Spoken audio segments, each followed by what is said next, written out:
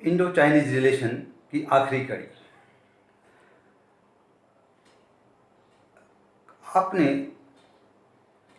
एक घोटाले की खबर सुनी होगी, फर्जी घोटाले की। देश के शायद सर्वकालिक ईमानदार नेताओं में एक स्वर्गीय जॉर्ज फर्नांडिस साहब के खिलाफ एक साजिश हुई थी, जिसमें एक कंपनी का, फर्जी कंपनी का नाम आया था वेस्ट एंड इंटरनेशनल। ऐसी कोई कंपनी थी नहीं, पर वेस्ट एंड नामक एक इलाका है दिल्ली में,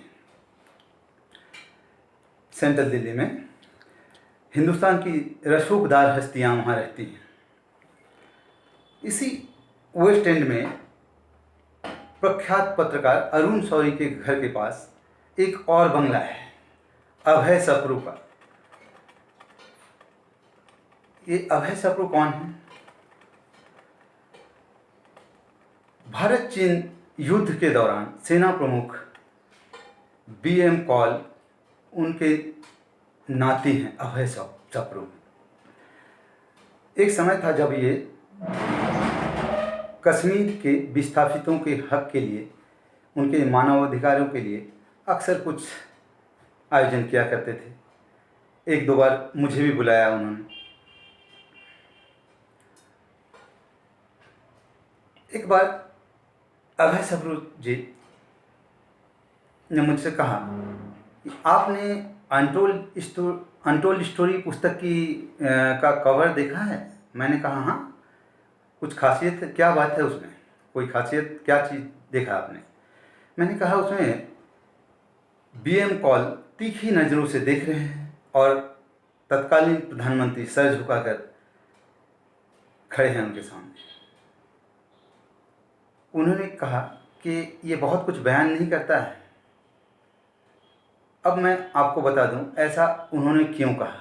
दरअसल भारत चीन युद्ध के दौरान कुछ लोगों का ये कहना था कि उस समय कई एक पंजाब के बहुत ही कद्दावर सेना अधिकारी थे, कई एक, अगर उनके हाथों में दे दिया जाता उस तत्कालीन कुछ समय के लिए, युद्ध के दौरान कुछ समय के लिए अगर उनको सौंप दिया जाता युद्ध रण क्षेत्र का भार, तो शायद थोड़ा हालात कुछ और होता।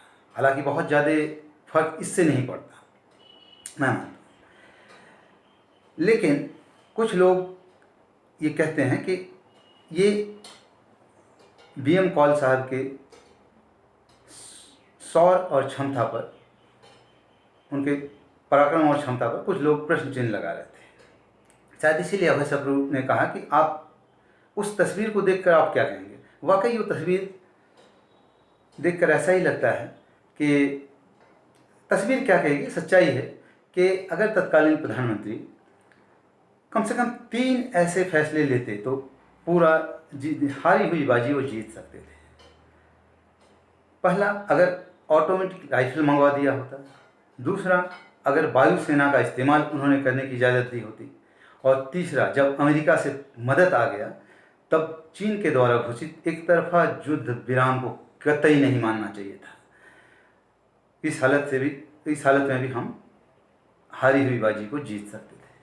लेकिन उनसे एक गलती हो गई, उसी तरह जिस तरह कश्मीर पूरा खाली हो जाता लेकिन यूएनओ में अगर वो नहीं जाते तो आज स्थिति है कि अफ़गानिस्तान जाने के लिए हमें ईरान घूमना पड़ता है, जबकि अफ़गानिस्तान से हमारा बॉर्डर डायरेक्ट कॉन्टेक्ट था कश्मीर का, डायरेक्ट 106 किलोमीटर लगभग।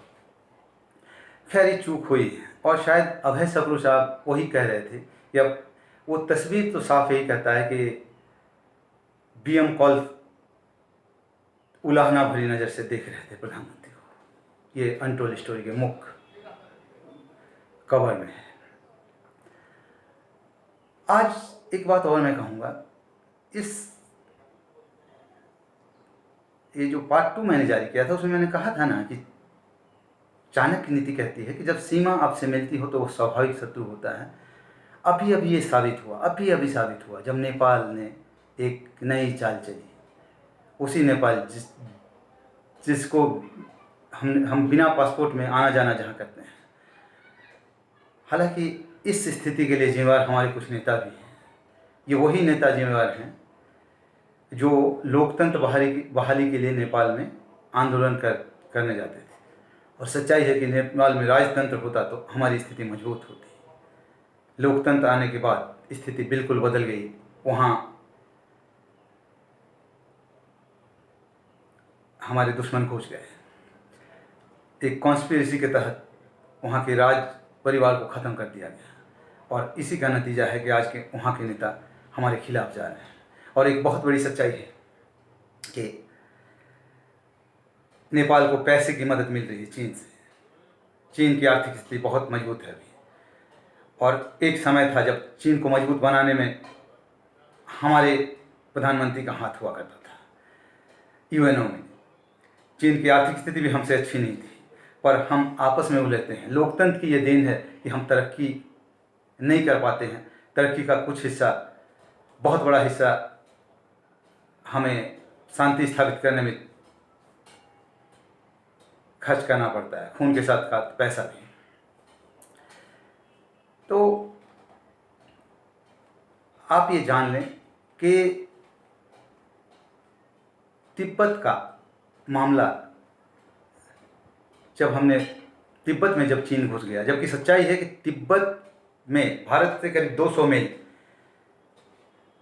दूर एक गांव है, मंछर गांव, जहां 1962 तक वहां का जो लगान है हमारे देश में आता था। ये संसद में ही मामला उठा, मेरे पास सारे डॉक्यूमेंट। 1962 के बाद स्थिति बदल गई।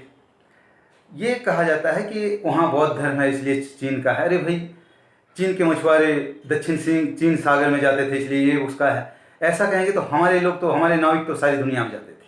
बौद्ध धर्म भी हमारा ही दिया हुआ है। तिब्बत पे कम से कम ब्रह्मपुत्र नदी घाटी के एक किनारे का हिस्सा, कम से कम मानसरोवर तक, कैलाश पर्वत तक हमारा दावा है, क्योंकि वहाँ हमारे महादेव का